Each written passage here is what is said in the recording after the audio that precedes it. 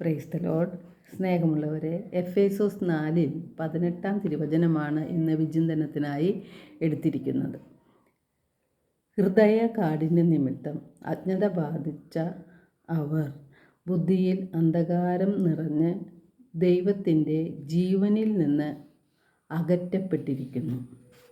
വിശുദ്ധ പൗലോസ്ലീഹ നമ്മോട് പറയുകയാണ്, തിന്മകൾക്ക് അടിമപ്പെടുന്ന മനുഷ്യൻ ഹൃദയ കാഠിന്യം നിമിത്തം അജ്ഞത ബാധിച്ച് ബുദ്ധിയിൽ അന്ധകാരം നിറഞ്ഞ് ദൈവിക ജീവനിൽ നിന്ന് അകറ്റപ്പെട്ടിരിക്കുന്നു എന്ന്.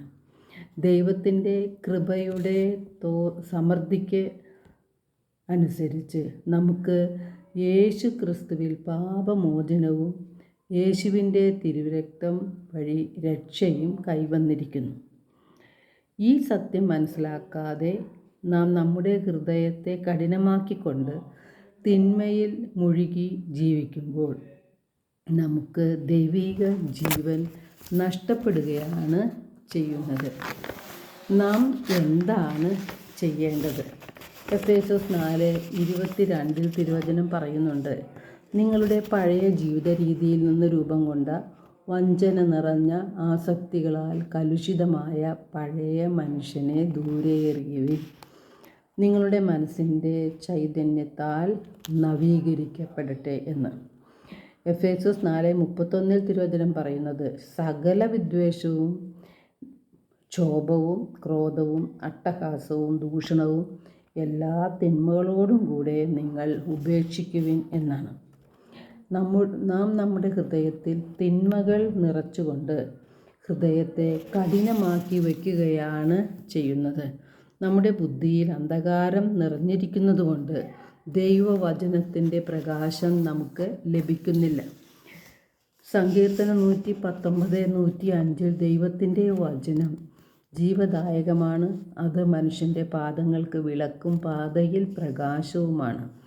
എന്തിനു വേണ്ടിയാണ് ദൈവം നമുക്ക് ദൈവത്തിൻ്റെ വചനങ്ങൾ നൽകിയിരിക്കുന്നത്?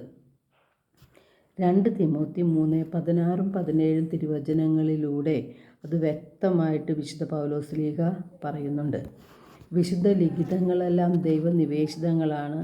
അവ വിശുദ്ധ ലിഖിതങ്ങൾ പ്രബോധനത്തിനും ശാസനത്തിനും തെറ്റ് തിരുത്തലിനും നീതിയിലുള്ള പരിശീലനത്തിനും ഉപകരിക്കുന്നു.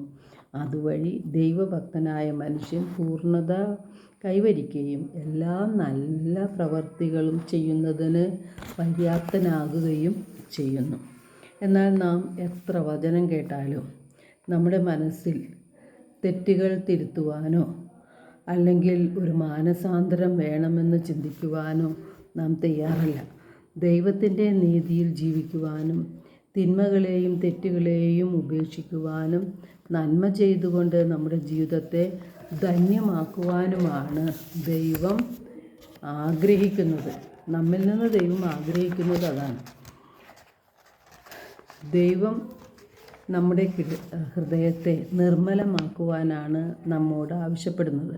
എന്നാൽ നാം എപ്പോഴും നമ്മുടെ ഹൃദയത്തെ കഠിനമാക്കിക്കൊണ്ടിരിക്കുകയാണ്.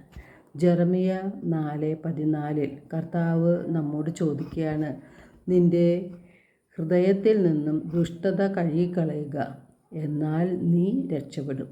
എത്ര നാളാണ് ഈ ദുഷിച്ച ചിന്തകളും പേറി നടക്കുക എന്ന്. നമ്മുടെ തരിശുഭൂമിയായ ഹൃദയത്തിലെ തിന്മകളാവുന്ന മുള്ളുകൾ പിഴുതുമാറ്റി നമ്മുടെ ഹൃദയം നിർമ്മലമാക്കിയതിന് ശേഷം ദൈവത്തിൻ്റെ വചനങ്ങൾ സ്വീകരിക്കുമ്പോൾ ആണ് നമുക്ക് അതിന് ഫലം പുറപ്പെടുവിക്കാനായിട്ട് കഴിയുന്നത്. റോമ 11:22 വിശുദ്ധ പൗലോസ്ലീഹ നമ്മോട് പറയുന്നുണ്ട്, ദൈവത്തിൻ്റെ കാരുണ്യവും കാഠിന്യവും നിൻ്റെ ശ്രദ്ധയിലുണ്ടായിരിക്കട്ടെ. വീണവനോട് കാഠിന്യവും ദൈവത്തിൻ്റെ കൃപയിൽ നിലനിന്നാൽ നിന്നോട് കാരുണ്യവും അവിടുന്ന് കാണിക്കും, അല്ലെങ്കിൽ നീയും മുറിച്ച് നീക്കപ്പെടും. ഈ വചനങ്ങൾ നമ്മുടെ ഹൃദയത്തിൽ എപ്പോഴും ഉണ്ടായിരിക്കണം. എല്ലാവർക്കും ഒരു നല്ല ദിനം ആശംസിക്കുന്നു. ദൈവം നമ്മെ ഓരോരുത്തരെയും സമൃദ്ധമായി അനുഗ്രഹിക്കട്ടെ.